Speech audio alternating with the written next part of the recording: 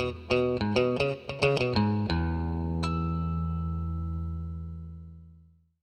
and welcome to another one of our videos. Today is going to be another Raptor one, and we are going to be changing the transfer case fluid on my 2011 F-150 Raptor.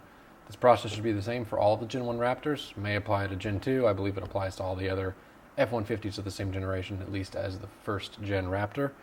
And we're going to be using Redline D4 ATF as our transfer case fluid. We should be using about 2 quarts of this. The reason I have 2 jugs is because I have just under 2 quarts in this one, so I had to end up buying another one. I use this for power steering fluid and everything. It's the same for power steering fluid in the Raptor as well as some of my other vehicles, so I don't mind having more on hand. But you're going to need at least 2 quarts of this stuff. I like to use a big syringe instead of a transfer pump to put the fluid up into the transfer case. So we're going to need one of those. And then we're going to need a few other tools to get the fill and drain plugs loose. But I'm going to talk about those once we get underneath the truck. So basic tools, D4 ATF, and a syringe or a transfer pump of some variety are going to be what you need. So let's go ahead and hop onto the truck and show you what we're going to need to do to get this fluid change done. All right, so we're here underneath the truck now, and the first thing you need to do to change the fluid is remove the transfer case skid plate here. We have our fill plug right here and drain plug right here that you'll be able to see better in a minute once I get this skid plate out.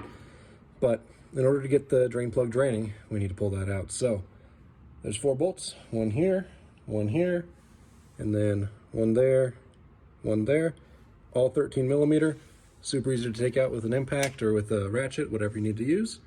And once I get those out, which I need both hands for to catch the skid plate, I'm going to go ahead and show you the process of actually servicing the transfer case itself. Alrighty, now that we have our skid plate out of the way, you can see the full transfer case. So we're back here, right behind it. This is your drive shaft going into it, your rear drive shaft, I should say. And you have your 2 plugs that are nicely labeled, drain and fill. Now, before you pull out the drain plug, you always want to make sure you pull out the fill plug. If you pull out the drain plug and drain all the fluid and the fill plug seized in there, you're going to have a real bad day because you aren't going to be able to get any fluid in anymore. But in this case, fill plug, I should say, cracked loose nice and easy. All you got to do is stick a 3/8 drive ratchet directly into the plug and crank it loose from there. So I'm going to go ahead and do that off camera, make sure I don't spill anything on the ground. I have a drain pan under here for the fill plug because generally fluid is going to run out, at least a little bit out of the fill plug.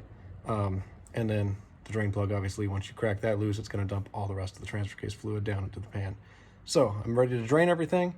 I'm going to go ahead and pull both plugs out, drop all the fluid out, and we're going to move on to the rest of the service from there.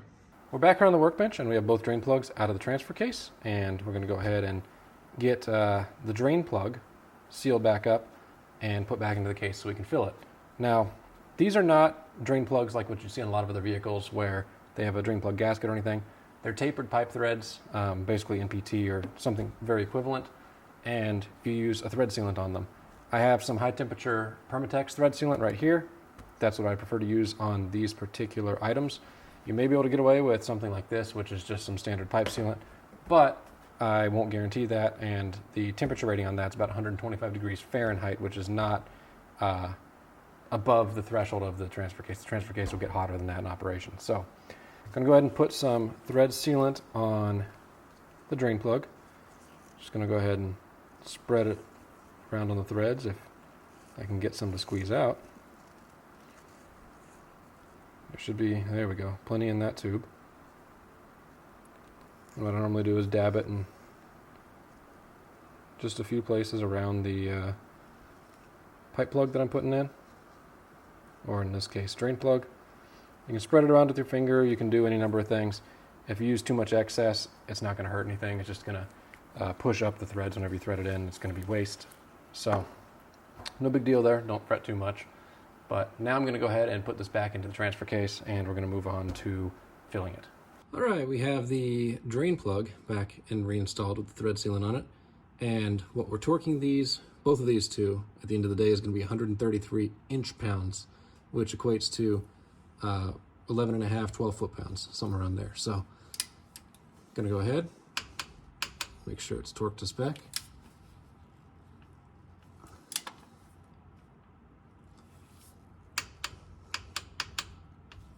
Which it looks like it is there. And at this point, we're ready to fill in the fluid.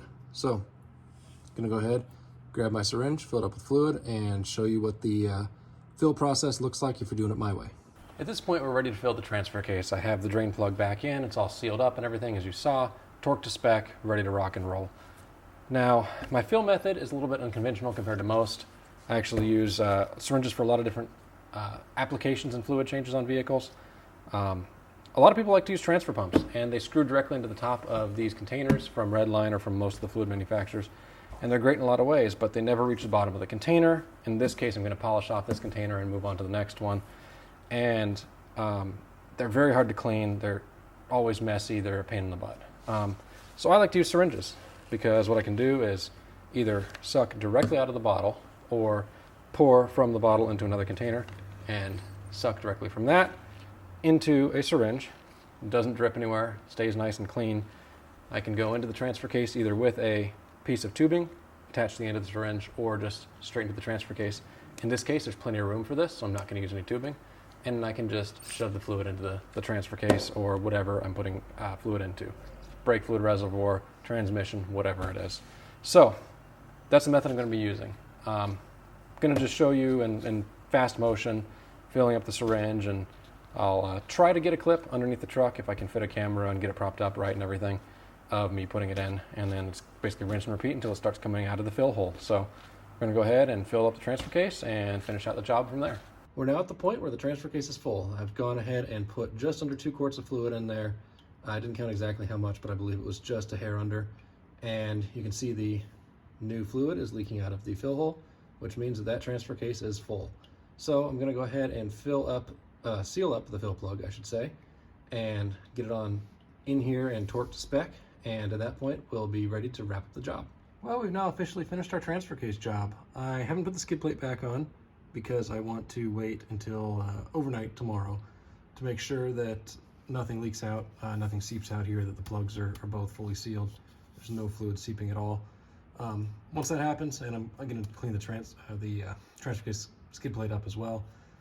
Once both of those things are done, I'm going to go ahead and slap it back on. It's easy. Again, it's just the 4 bolts. But you can see both plugs are in. Everything should be ready to rock and roll. I'm going to go for a test drive tomorrow, make sure everything's good, but it should be 100% dialed in. So hopefully you enjoyed the video. Hopefully you found it helpful. With that, I want to thank you all for watching. Let me know if you have any questions in the comments section below, and I hope to see you in the next video. Take care.